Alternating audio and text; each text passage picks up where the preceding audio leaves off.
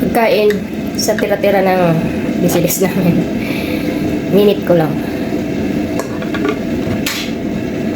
Prutas. Lumakad ako kanina. Alas 9:30. Napakainit na sa labas.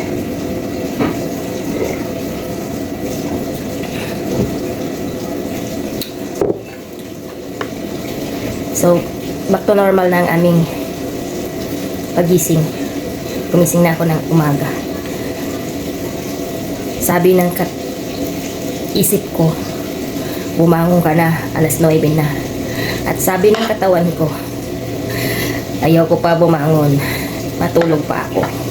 Ang sarap pa rin matulog kasi nag-a-adjust yung katawan namin sa tulog dahil gumising kami dito alas 11 na, alas 11 kasi yung ibang oras na pasok. Pero ngayon, kailangan gumising na maaga kasi para makapagbilad ako. At after na bisilis namin, lahat kami dito. Tinamaan kami ng mga sipon ubo. At ito, nagagamot kami lahat.